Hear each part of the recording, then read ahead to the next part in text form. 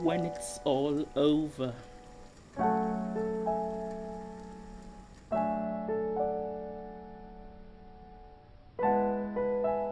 When it's all over, you feel everyone's pain.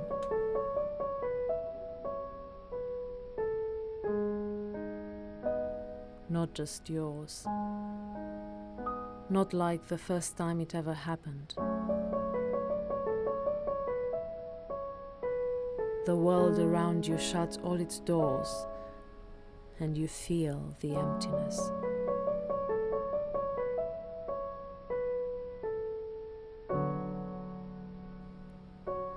You spend your days outdoors in search of familiar faces. Faces like yours.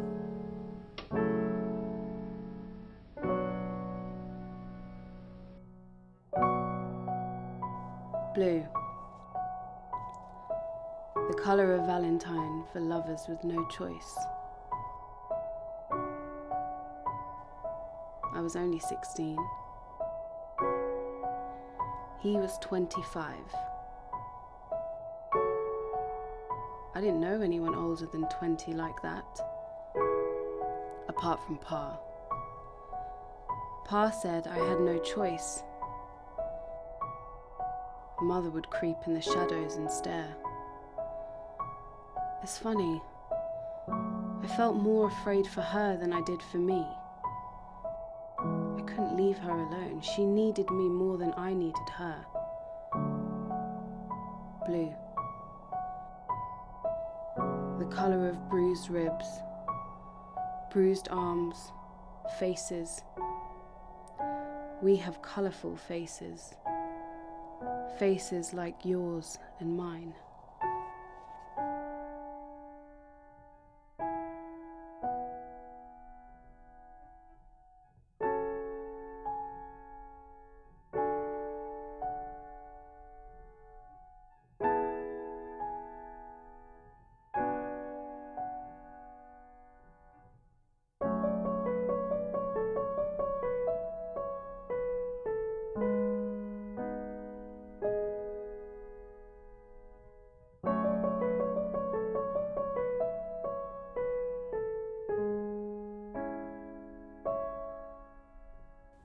You think it will never happen to you.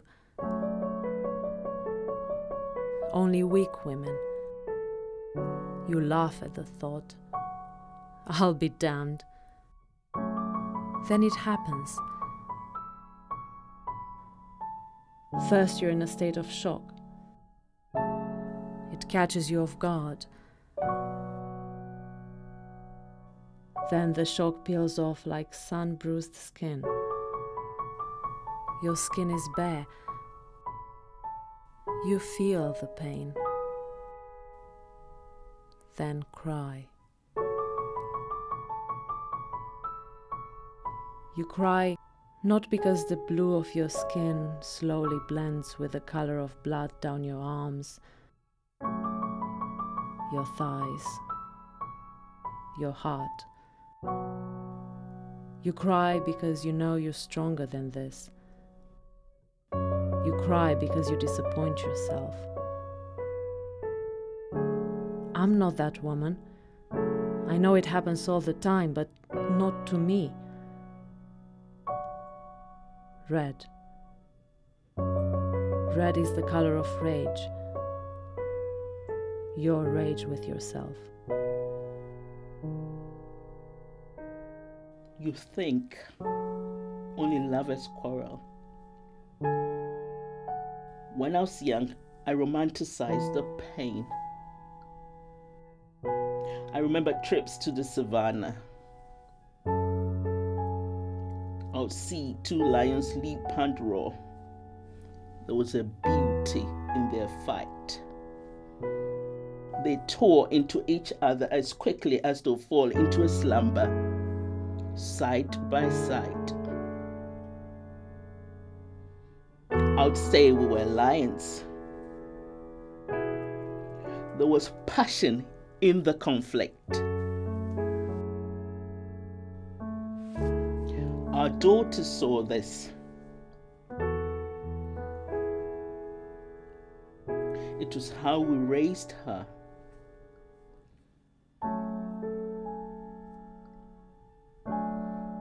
She would hear our conversations and the sound of something hard hitting impressionable skin, and then silence. The silence was more frightening to her than when I screamed for him to stop, to leave me alone. At least she knew I was still alive. It was all we showed her. So when husband died, she tried to love me the only way she knew. The first time came with no warning. I was always a fatalist. There's a beauty in the pain, I'll tell myself. A sweet sorrow, perhaps. I was wrong. Mother sat me down, pulled out this blue envelope. In it was a photograph of a stranger I was promised to from the age of 8. She returned the photograph back into the envelope and handed it to me.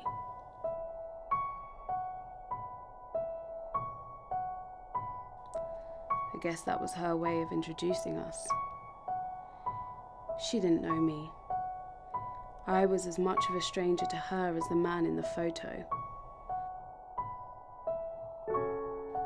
I didn't even know if I believed in marriage. I wanted to learn so much more. I loved to explore. I wanted to travel, see the world, the infinite. So I refused. Pa hit me. I refused.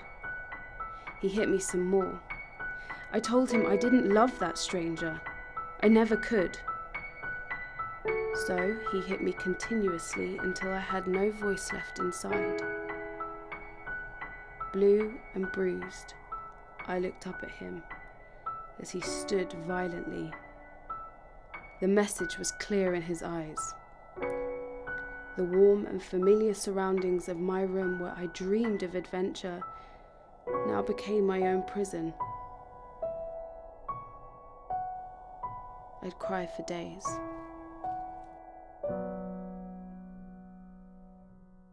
You go from shock to routine, a painful choreography. We both had roles to play. I was too familiar with mine. I always knew what to do, how to let him feel as though he had control, although he was just as scared as I was. How I'd let him hit me so he wouldn't jump into his car and never come back. He used to say he'd take the car and drive it off a bridge, crash into a building somewhere. Anything he could think of that would send my mind spiraling into frenzy. He knew I still loved him, despite it all. I hated myself. Whenever he wanted, he knew what to do.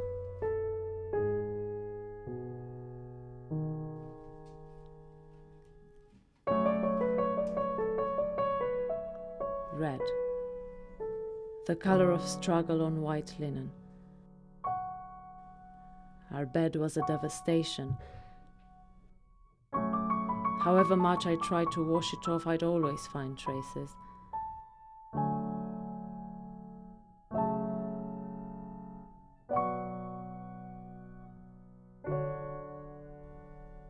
Even after he left, he'd plague our room.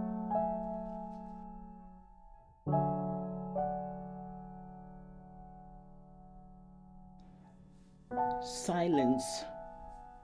The only thing you don't want to hear in a struggle is silence.